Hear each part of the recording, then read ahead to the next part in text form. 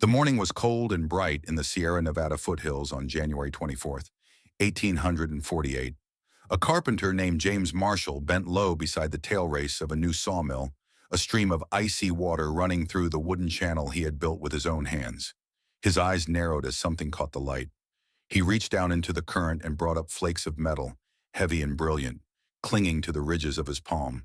They were not the dull glimmer of pyrite, not fool's gold. This was the real thing. Marshall's breath caught in his chest. Gold. Behind him, the mill creaked, half finished under the tall pines. A dream of industry owned by a Swiss immigrant named John Sutter. For Sutter, the discovery was no blessing. He had built an empire of farms and cattle along the Sacramento Valley, his ambitions resting on fertile soil and steady water, not on glittering dust.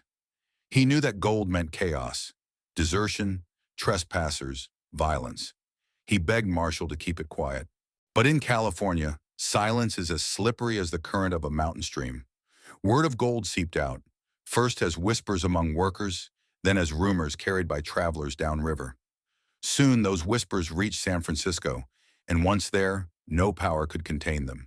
At first, skeptics scoffed. Tales of riches in the wilderness were as old as the frontier. Since Coronado's day, explorers had chased rumors of golden cities that dissolved into dust. But when merchants and soldiers began arriving with their own pouches of glittering proof, doubt gave way to frenzy. Sutter's worst fears came true almost overnight. His fields were overrun, his workers abandoned their posts, his cattle slaughtered by strangers. California, once a quiet outpost, now stood on the brink of transformation. To grasp the full weight of that moment, one must recall the world in which it happened. Only days before Marshall's discovery, the Treaty of Guadalupe Hidalgo had ended the Mexican-American War. The ink was barely dry. Under its terms, Mexico ceded vast lands to the United States, among them California. Until then, the territory had been a far-flung Mexican frontier, thinly populated by native peoples, rancheros, and a handful of American settlers. It was remote, distant, and largely forgotten by Washington. But with the glint of gold, that forgotten land became the most coveted prize on the continent. The discovery came at a crossroads in American history. The nation was restless, its people stirred by the doctrine of manifest destiny, the belief that the United States was fated to expand from the Atlantic to the Pacific. The Oregon Trail had already carried families westward, while war with Mexico had doubled America's footprint. Now, fate itself seemed to conspire in California's rivers, offering not just territory, but treasure. By the summer of 1848, the rumor had hardened into fact. Newspapers like the California Star and the San Francisco Californian reported with breathless excitement. "Gold, gold, gold from the American River!" shouted headlines that would echo around the world. In the East, the New York Herald warned of a mania sweeping the Pacific coast. The words were no exaggeration. Merchants closed their shops. Farmers left their plows in the field. Soldiers deserted their posts, some still in uniform, abandoning their rifles for shovels. Even sailors in San Francisco Bay fled their ships, leaving hundreds of vessels to rot, their masts standing like a forest of ghosts in the harbor. The fever did not stop with America's borders. Word leapt oceans, carried on the decks of clipper ships and steamers. In Hawaii, in Chile, in Australia and China, men whispered the same word: California. Within a year, seekers from every corner of the globe would set sail, chasing fortune across thousands of miles. Yet in those first uncertain months of 1848, before the Great Rush had begun, California hung suspended between two worlds. On one hand, the quiet pastoral life of Sutter's colony, rooted in land and cattle, still clung to existence. On the other, the thunder of a storm was already building, a storm that would rip apart the old ways and sweep tens of thousands into the Sierra foothills. It is easy now in hindsight to see destiny written across the discovery at Sutter's Mill. But for those who lived it, the moment was more fragile, more uncertain. Was this a miracle or a curse? Would gold bring prosperity or only ruin? Some saw opportunity, others, like Sutter, foresaw destruction. But his spark lit a fire that could not be contained. Within months, California would be inundated. San Francisco, once a village of tents and wooden shacks, would explode into a roaring boomtown. The world was coming. The 49ers were on their way. Even Marshall himself, the man who first cradled those shining flakes, would find no joy in his discovery. He died decades later, penniless, a ghost of a man, remembered only as the one who sparked the greatest migration in American history. And it had all begun with a glint in the water, a handful of dust shining in the sun. By the summer of 1848, California was a land on the edge of madness. What had begun as whispers by the American River now thundered in the newspapers of San Francisco. Men carried small bottles of gold dust into saloons, shaking them like rattles before wide-eyed strangers. Merchants who once sold beans and flour now displayed nuggets behind their counters, proof for all who doubted. And at the heart of this storm stood Samuel Brannan, a Mormon elder turned shrewd businessman. With a vial of gold in one hand and a broad smile on his face, he paraded down Montgomery Street shouting, "Gold! Gold! Gold from the American River!" His voice carried farther than the rushing current at Sutter's mill. Brannan became the first true millionaire of the gold rush, not because he mined, but because he sold. Picks, pans, shovels, tents. He bought them cheap and sold them at outrageous prices. When men rushed to the diggings, Brannan sold them the tools to dream. In him we glimpsed the truth that the rush would reveal time and again. The surest fortunes lay not in gold itself, but in the hunger for it. News once loose cannot be caged. By autumn, President James K. Polk stood before Congress in Washington, holding in his hand the undeniable evidence, actual nuggets of California gold. With solemn authority, he confirmed what rumor had long shouted, that the rivers of the far west ran rich with treasure. His words fell like sparks onto dry prairie grass. The fire of gold fever spread across the nation overnight. From New York to New Orleans, men abandoned their homes and hurriedly packed supplies. Newspapers printed guidebooks on how to reach California, warning of treacherous trails and false claims, but feeding the frenzy nonetheless. Families sat around candlelit tables debating whether to risk all for a chance at fortune. In some towns, it seemed every able-bodied man vanished within weeks, leaving women and children to tend the farms alone. Letters from those few who had already struck it rich fueled the fire. "I have taken out in a single day enough gold to buy land back home," wrote one miner to his family in Missouri. Whether truth or exaggeration, such words carried power. They painted California not as a wilderness, but as a promised land where fortunes could be scooped up with bare hands. But America was not alone in its hunger. Around the world, the name California took on a mythic glow. In Chile and Peru, where men had long known the rhythm of mining, shiploads of prospectors sailed north. Australians, still decades away from their own gold rushes, heard the call and boarded ships for San Francisco Bay. From the ports of Canton, Chinese laborers, men who would become known in America as the Celestials, crossed the Pacific, carrying little more than hope and the promise of remittance to families left behind. By 1850, San Francisco's streets echoed with dozens of languages, a babble of ambition and desperation.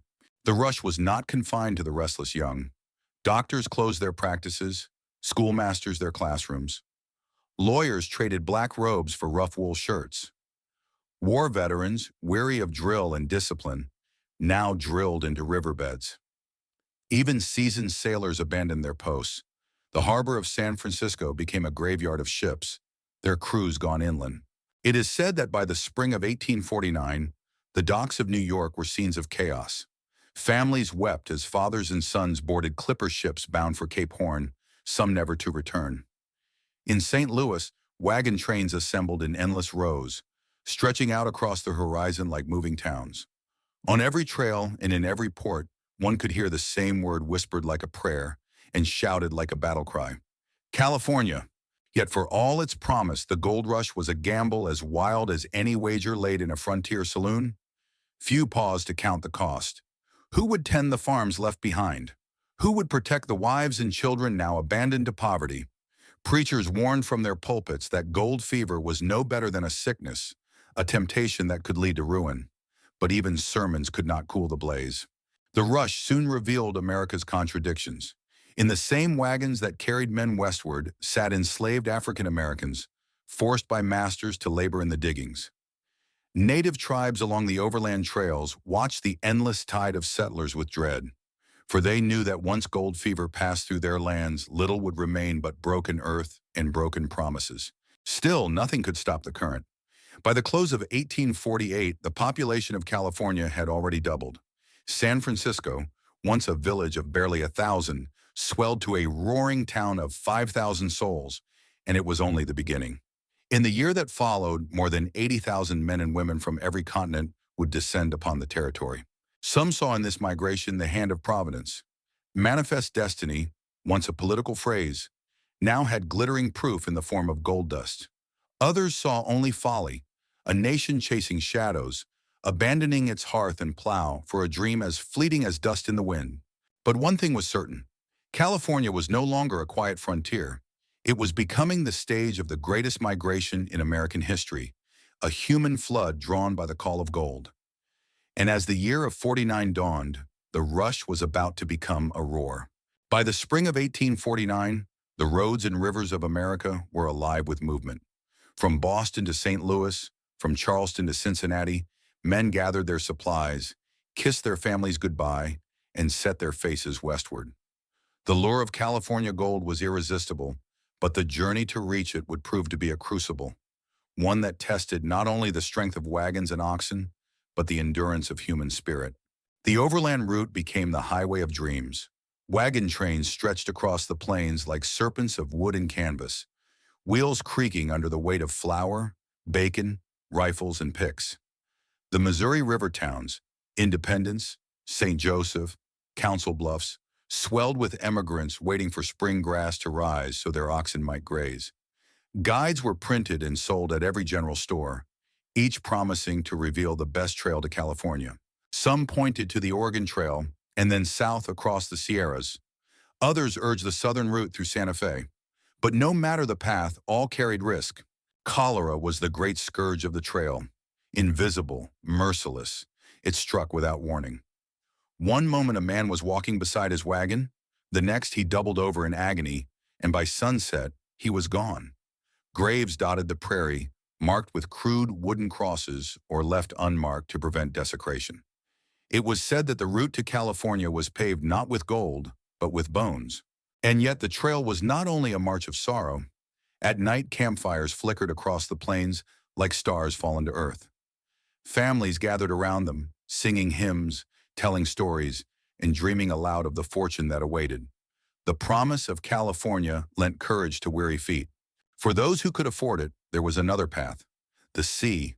Ships crowded with hopeful miners set sail from New York, Boston, and New Orleans, bound for Cape Horn at the southern tip of South America. The voyage was long, often 6 months or more, and dangerous. Storms battered the fragile wooden vessels, and many a ship vanished beneath the waves, her passengers swallowed by the merciless ocean. Those who survived the Horn often arrived gaunt and hollow-eyed, their dreams battered but unbroken. Still others chose the shortcut through Panama. They sailed to the isthmus, disembarked, and began a brutal trek through jungles thick with fever. Malaria and dysentery claimed many before they ever reached the Pacific side, where ships waited to carry them to San Francisco.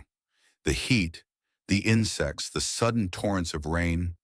It was a world away from the dry plains of America, but just as deadly. And yet men pressed on, clutching their dreams tighter than their money belts. The overland emigrants, too, faced terrors beyond disease. The Sierra Nevada loomed at the end of their long trek, mountains of granite and snow that had already claimed the lives of the Donner Party only 3 winters before. That grim tale of starvation and cannibalism haunted every emigrant as they approached the range.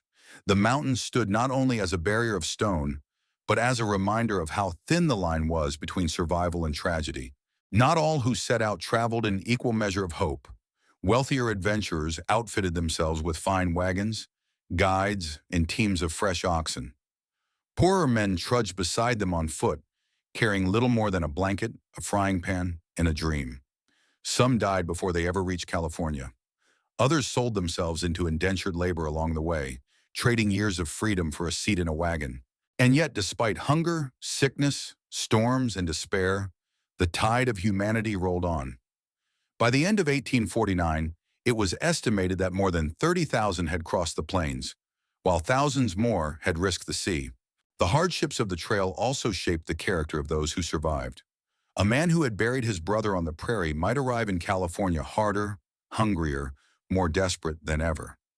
A woman who had carried her child through fever-ridden jungles might settle in San Francisco with a resolve that could not be broken. For them, the hardships of the journey became part of the gold itself, suffering invested in the hope of reward.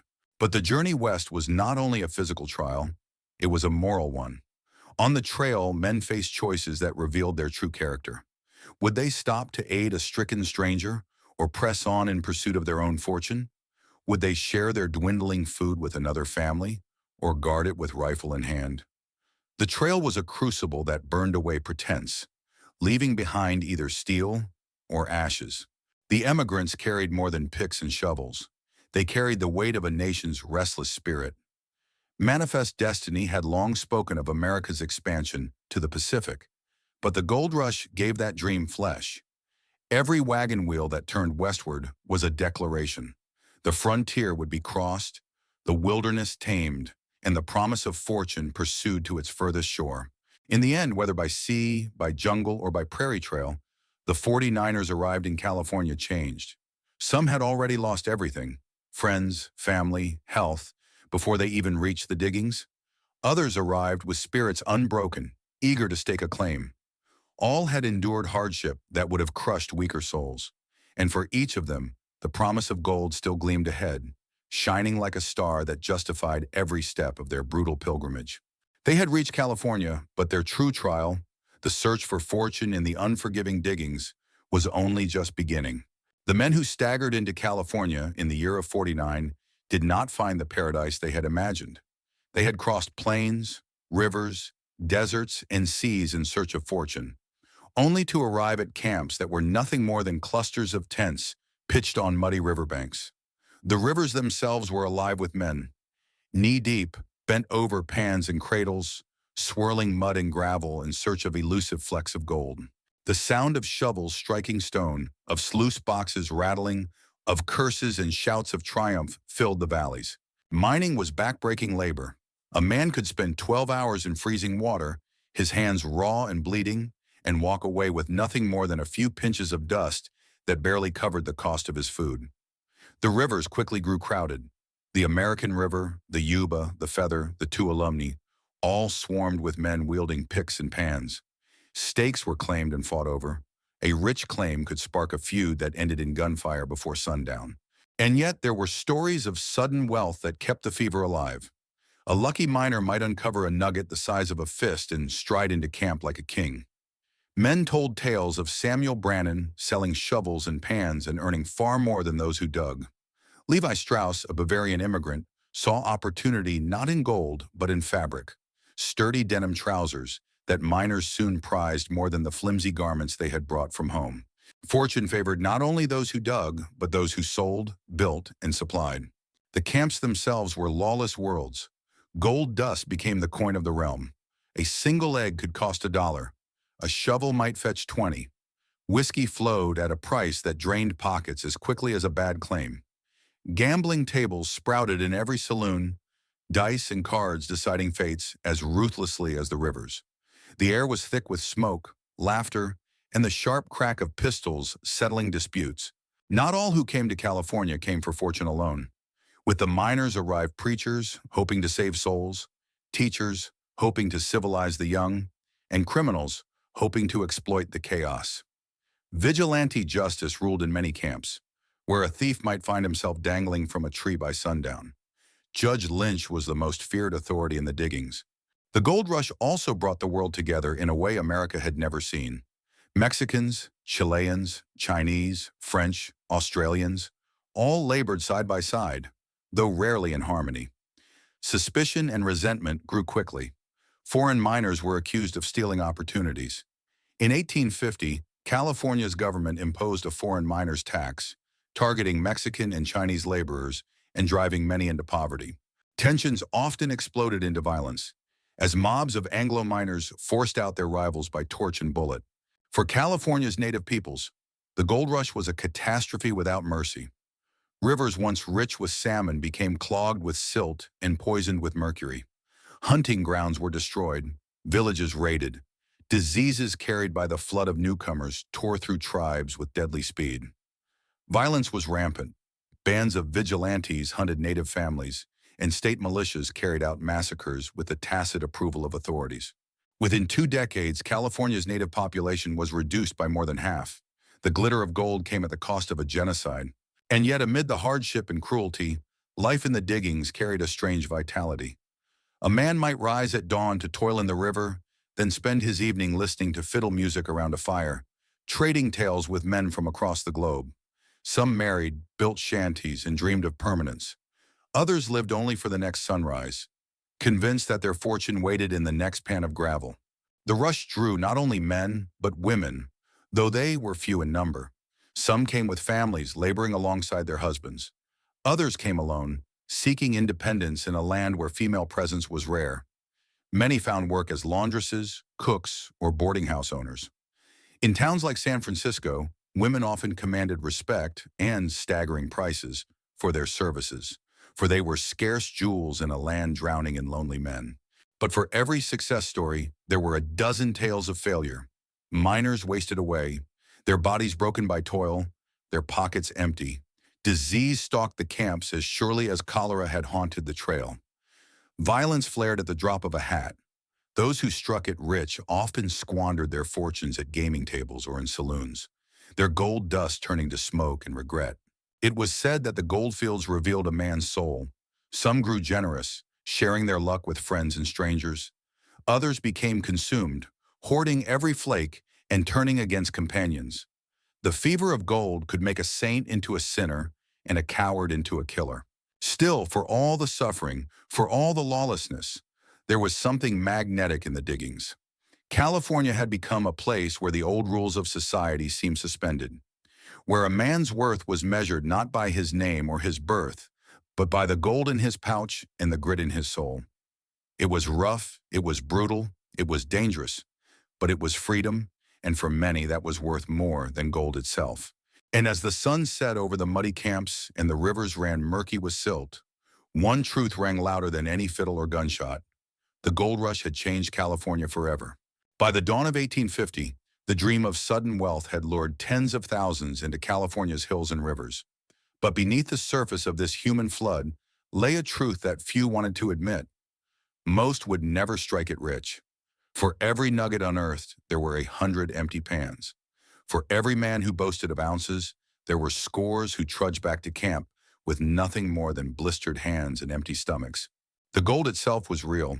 California's rivers yielded millions in dust and nuggets. But the odds were cruel. The richest claims were often snapped up early, leaving latecomers to scavenge the scraps. Many miners earned barely enough to cover the inflated prices of food and tools. A pound of coffee could fetch $30, a pair of boots over $100. Gold dust, measured by the pinch, was exchanged like currency, but it disappeared as fast as it was panned. The true fortunes of the gold rush flowed not from the rivers, but from the commerce that fed them. Samuel Brannan, California's first millionaire, proved that wealth was in selling to the miners, not joining them. His general store near Sutter's mill sold picks, pans, and tents at astronomical prices, and desperate miners paid without question. Others followed suit. Boarding house keepers, saloon owners, and merchants raked in more than the weary diggers. Levi Strauss, a Bavarian immigrant, arrived with rolls of sturdy canvas intended for tents and wagons. When miners demanded trousers that could withstand the rigors of the diggings, Strauss stitched his fabric into pants reinforced with rivets. Thus were born the first blue jeans, an empire built not on gold, but on the needs of those who hunted it. The rush also transformed San Francisco into a roaring economic engine. Once a sleepy village, it swelled into a boomtown where fortunes rose and fell daily. Wooden shacks gave way to brick warehouses, while muddy streets rang with the hammering of construction. Gambling halls, brothels, and saloons multiplied as fast as churches and schools. Ships abandoned in the harbor were hauled ashore and repurposed into shops, hotels, even prisons. It was said that in San Francisco, a man could buy anything for a price. But prosperity was uneven. A few struck it rich in spectacular fashion, uncovering nuggets that weighed pounds rather than ounces. One Chilean miner was said to have unearthed a single lump worth thousands of dollars, enough to buy land back home for his entire family. Yet these stories, while true, were rare. Far more common were the men who spent years digging, only to return east with less than they had carried west. Speculation became a fever as dangerous as the gold hunt itself. Claims were bought and sold like playing cards. Fortunes wagered on rumors of rich veins. Men cheated one another with salted mines, planting gold in barren rock to trick buyers into paying dearly. Swindlers thrived in the chaos, as did lawyers who grew wealthy arbitrating disputes. It was said that California was the land where a man might go broke twice in the same week, once in the diggings and once in the courts. The wealth pouring out of California reshaped the nation. In 1849 alone, it was estimated that $10 million in gold reached the U.S. Mint. By 1852, that figure had swelled to 81 million. The sudden influx stabilized the national economy, fueled banks, and accelerated trade. Gold financed railroads, factories, and expansion. It gave muscle to America's dream of dominance across the continent. But prosperity had a darker twin. Inflation ran rampant in California. In the mining camps, men often joked that they were rich by day and poor by night, their dust squandered as quickly as it was won. Prices bore no relation to the East. An apple might cost $5, a simple meal $20. The wealth of one man was the misery of another. As California boomed, corruption flourished. Judges could be bribed, sheriffs bought, and politicians swayed by the glitter of gold. Vigilante committees formed in San Francisco to restore order, hanging criminals in broad daylight when official justice failed. The frontier spirit of self-reliance and suspicion of authority carved itself into California's character, where the line between law and outlaw blurred daily. For African Americans, both free and enslaved, the gold rush offered peril and promise. Some found opportunity working as barbers, cooks, or miners, building communities in places like San Francisco's Barbary Coast. Others were brought west by masters determined to profit from their labor. Though California entered the Union as a free state in 1850, the legacy of bondage clung to its camps. Freedom and exploitation walked side by side. The Chinese, too, faced a harsh reality. Drawn by dreams of Gold Mountain, they endured backbreaking labor and bitter discrimination. The foreign miners' tax of 1850 bled their earnings, while mobs of white miners drove them from rich claims. Yet many persevered, building Chinatowns in San Francisco and Sacramento, laying foundations for communities that endure to this day. Native peoples, however, gained nothing. Driven from their lands, enslaved, murdered, or starved, they bore the heaviest cost of California's transformation. Gold may have enriched America, but it carved its riches from native soil soaked in blood. The gold rush was not merely an economic event, it was a reshaping of society itself. It accelerated California's admission to the Union in 1850, forever altering the balance of free and slave states. It created a society that was at once diverse and divided, filled with dreamers from across the globe, yet fractured by greed and prejudice. At its core, the gold rush was a paradox. It was fortune and folly, prosperity and ruin, progress and destruction. It made millionaires of merchants and beggars of miners. It built cities while it broke men. It gave America power while it tore apart native lives. And as the dust of those years began to settle, one truth emerged with clarity. The gold itself was finite, but the hunger it unleashed, the fever, the gamble, the restless spirit, would never fade. As the frantic years of 49 and 50 passed into memory, California was no longer the remote frontier it had once been. The gold rush had transformed it from a distant province on the fringes of empire into the beating heart of America's western destiny. The rivers, once pristine and wild, now ran thick with silt. The forests echoed with the swing of axes and the crash of felled timber. The hills bore scars where miners had clawed at the earth. The gold was real, but its legacy was something larger, something written not only in the ledgers of banks, but in the very fabric of the nation. By 1850, California's population had swelled beyond recognition. San Francisco, once a village of little more than 1,000 souls, now boasted 25,000 and climbing, a chaos of tents, saloons, and hastily built houses. Within just 2 years, it became a city unlike any the world had seen. a place where ships rotted into the mud of the harbor, where fortunes were made and lost overnight, where languages from every corner of the globe mingled in the streets. California's admission into the Union in September of 1850 was no accident of timing. The rush had brought so many settlers that Congress could not deny its place. But this triumph was tangled in the greater conflict of the age. California entered as a free state, tilting the fragile balance between North and South, setting sparks that would, a decade later, ignite the Civil War. Thus, the gold of the Sierra Nevada played a hidden role in shaping the destiny not just of California, but of the entire republic. The gold rush also reshaped the American imagination. The 49ers became symbols of daring and determination, their stories told and retold around campfires and in dime novels. They embodied both the promise and peril of the frontier spirit, a restless hunger for opportunity, tempered by the knowledge that fortune often demanded sacrifice. In their journey, Americans saw reflected their own national character, bold, impatient, willing to risk everything for a chance at greatness. Yet the legacy was not all triumphant. For California's native peoples, the gold rush was nothing less than a disaster. Villages vanished, populations collapsed, and ways of life stretching back millennia were swept away in a tide of violence and disease. Historians estimate that within just 2 decades, California's native population was cut by more than half. No river of gold could wash away that loss. For immigrants, the gold rush left a mixed inheritance. Chinese miners endured persecution and harsh taxes, yet they laid roots that grew into vibrant communities that survive to this day. Latin American miners, many driven out by violence, carried home bitter memories but also new connections to a globalized world. European immigrants, some successful, some destitute, contributed to the cultural mosaic of California. The gold rush made the region a crossroads of nations, even as it exposed the deep fractures of prejudice and greed. The environment, too, bore scars. Rivers clogged with debris, hills stripped bare, mercury poisoning that lingers even into our own century. All are part of the story.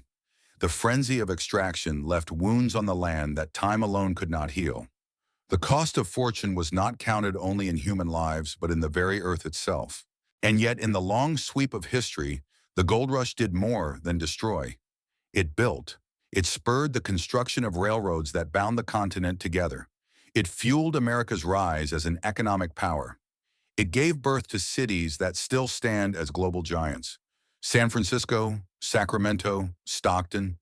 These were children of the rush, forged in fire and fortune. But perhaps the greatest legacy of the gold rush lies not in the wealth it created or the cities it built, but in the myth it left behind. For even those who failed, even those who returned home empty-handed, carried stories of rivers that glittered, of nights filled with song and gunfire, of comrades who laughed and cursed and dreamed together. These stories became part of the American legend, woven into the fabric of how a nation sees itself. The 49ers may have dug for gold, but what they uncovered was something larger. A vision of America as a place where fortune might be seized, where dreams might be pursued, no matter the odds. It was a vision both inspiring and dangerous, for it fueled ambition, but also justified exploitation. The gold rush remains a mirror, showing us both the best and worst of what humans will do when confronted with the glitter of wealth. Today, the rivers still run in the Sierra Nevada, though the gold is long gone. Tourists pan for flakes as curiosities, unaware of the lives that once were wagered on every handful of gravel. The hills still carry the marks of tunnels and sluices, scars from a time when men tore at the earth in desperation and hope. The dust has settled, but the story endures. The California Gold Rush was more than a chapter of history. It was a reckoning. It tested the limits of human endurance, reshaped a continent, and revealed the cost of unchecked ambition. Its echoes can still be heard in every boomtown that rises and falls, in every rush toward new frontiers, be it oil, railroads, technology, or even space. Gold in the dust, dreams in the dirt, a legacy both glittering and grim. And so the question remains, the same that haunted the men of 49. If you had lived in that age, would you have risked everything for a chance at fortune? Would you have crossed deserts, sailed oceans, climbed mountains, and knelt in icy rivers for the hope of gold? That, dear listener, is the riddle left to us by the California Rush of 49.